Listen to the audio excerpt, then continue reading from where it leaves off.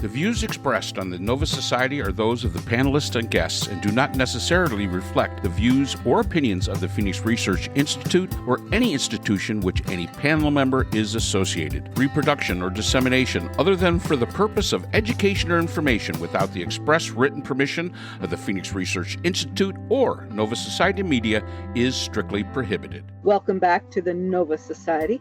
I'm your host, Dr. Brooklyn Ann Weldon, and I'm here with my panel, Dr. Scott Gershwer and Dr. Mark Bound.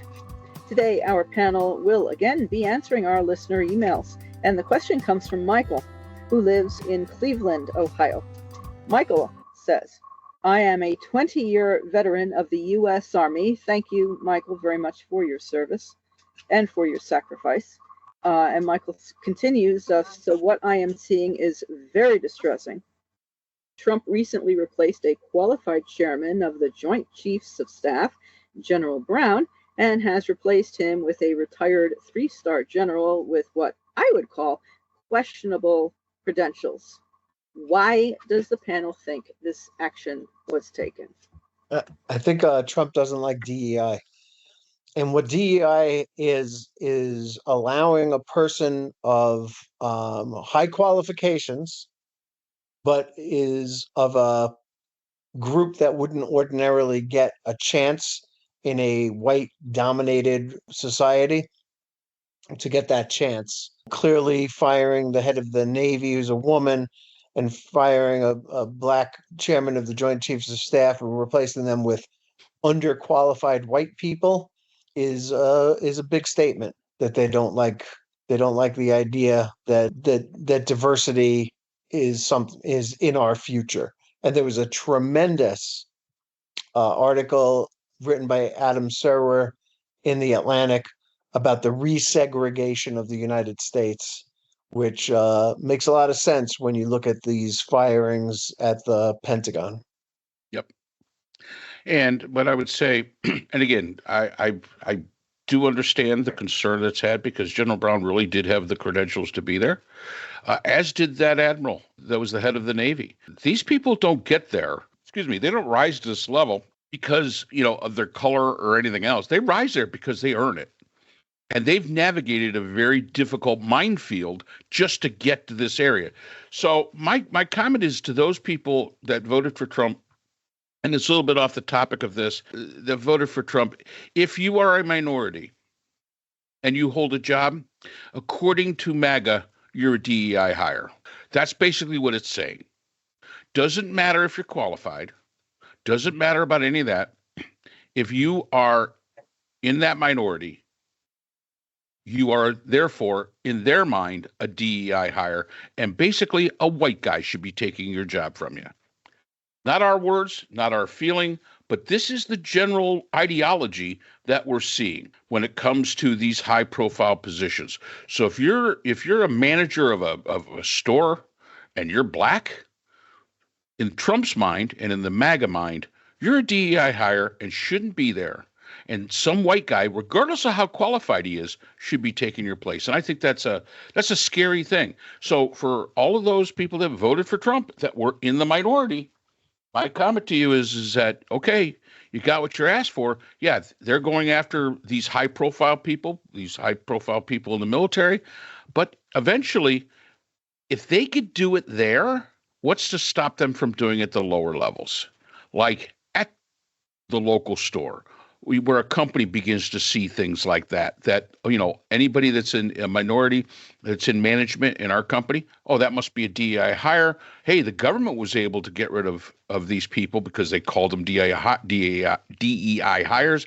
We can do the same thing. So it's a scary thing for those that voted for Trump that are that are minorities or women or anybody that is not a white guy.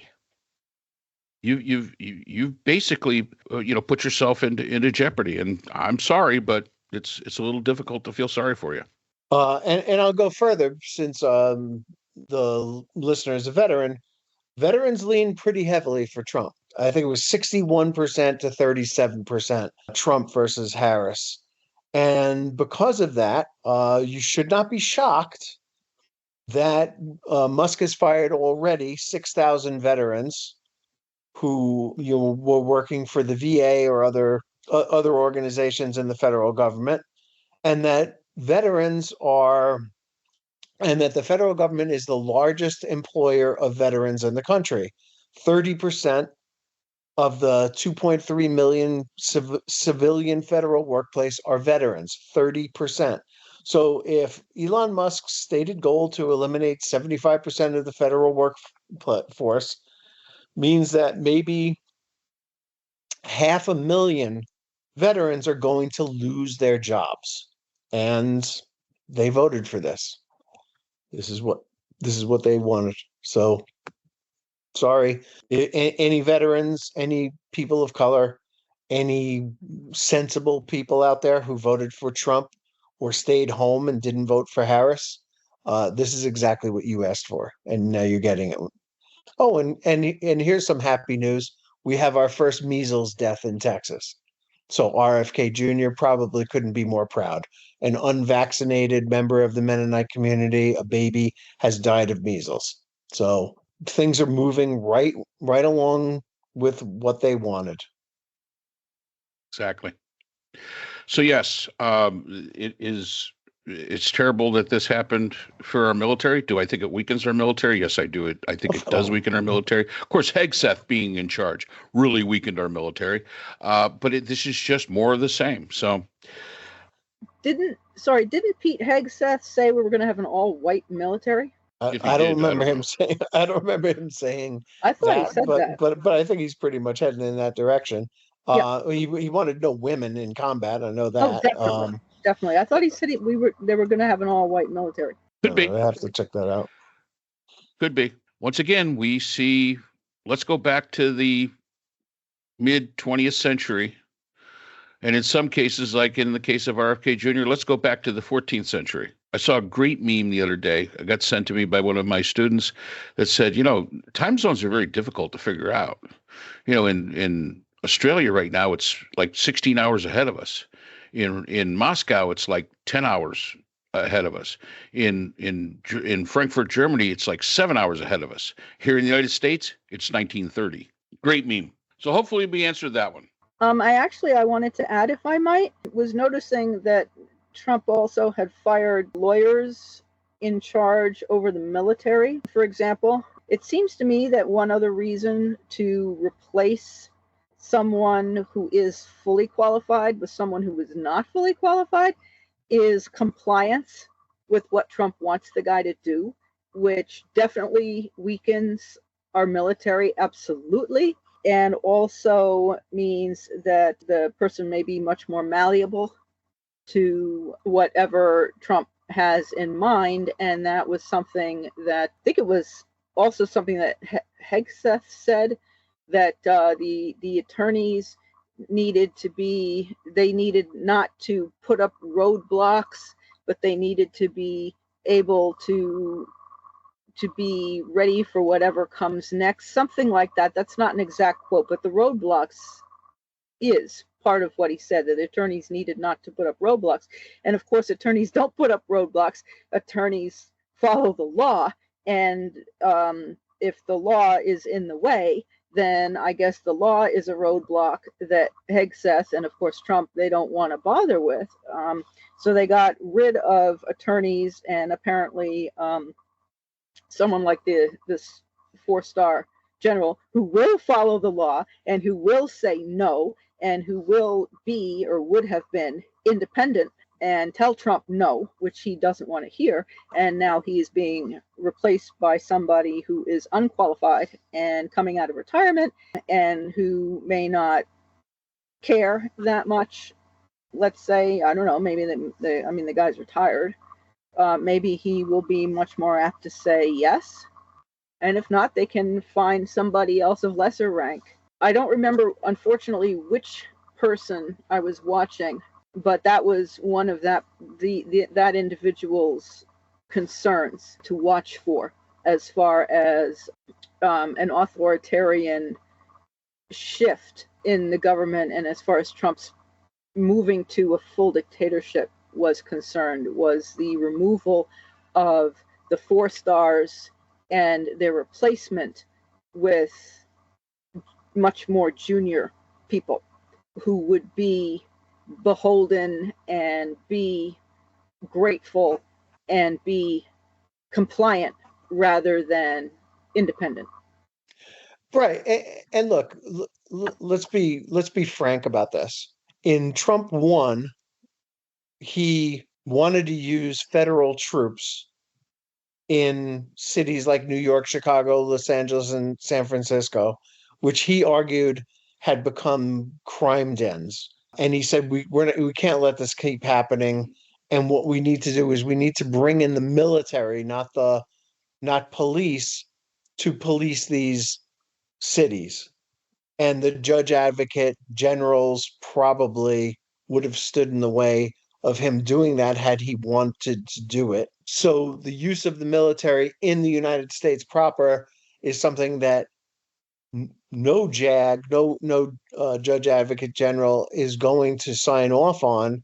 But now he may have the people that would do such a thing. It's highly likely that we're going to see some kind of use of the military in the United States, along with a lot of the other crazy things that are beginning to happen. For example, yesterday Pam Bondi was talking about a new law that would allow the government to confiscate weapons from people who are considered mentally insane, and that they would have to fight to get their weapons back rather than the other way around. So this is a complete shift in the way that Trump originally said that he wanted to do this. Trump reversed a law that red flagged mental illness as one of the background checks that would prevent somebody from buying a gun. Why would he do that? It seems to me that the reason he would do that is because he wants to set up a new precedent that would allow the government to confiscate weapons, but not from mentally ill people, but from people that his government deems are enemies of the state, so that any resistance that is armed would lose their guns before the battle is drawn. What we're seeing in this move with the military in a similar way is getting rid of the people who would oppose Trump using the military against the American people is furtherance of an agenda that we're going to see down the line. Everything was planned this time, not like last time, and steps are being taken to maneuver them into the places that they want to be. And I really think that this is quite obvious, and that you got to get the lawyers out of the way if you want to get anything done, because it was the law that stopped him from doing a lot of the things that he wanted to last time. Right. And there's a law in the books right now that stops him, posse comitatus, which basically says they cannot use the military for law enforcement inside the United States unless it is something that is authorized either by the Constitution or an act of Congress. Posse comitatus was from back in 1878. The fact is that you are not supposed to use the military for any kind of police actions within the United States. And let's kind of see what happens.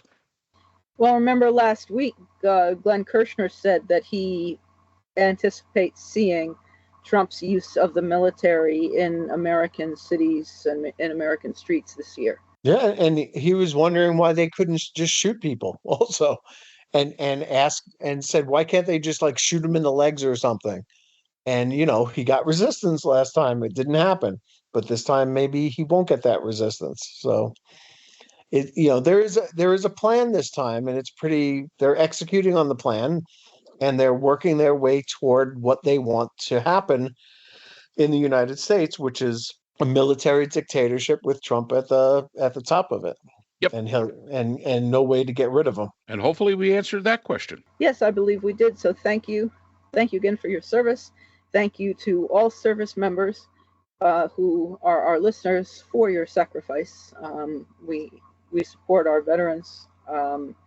Thank you again, and we hope to see you all again on the Nova Society. The Nova Society is a production of Nova Society Media, a division of the Phoenix Research Institute. We'd like to thank our production partners, Buzzsprout, who hosts the Nova Society, Audacity, our editing partners, Apple iTunes, the largest source of podcasts and music on the internet, Spotify, the most popular platform for the Nova Society, and iHeartRadio, your source for all things music and podcasting. The Nova Society is available on all of these and other quality platforms listed in our description. We'd also like to thank all of our listeners. Without your support, the Nova Society would not be possible. If you have a question or a comment, we can be reached at nova.society.podcast@gmail.com. So for Dr. Brooklyn Ann Weldon, Dr. Priscilla Hobbs, Dr. Scott Gershwer, and all of us here at the Nova Society, I'm Dr. Mark Bound. Remember, the true power in society is knowledge. Thanks for listening, and we will see you again next time. We'd like to thank our sponsor for this episode, the Phoenix Research Group, an independent research consortium offering social-political issue solutions to NGOs and international government agencies through multidisciplinary, nonpartisan, and unbiased research. The Phoenix Research Group is a division of the Phoenix Research Institute, the producer of the Nova Society podcast.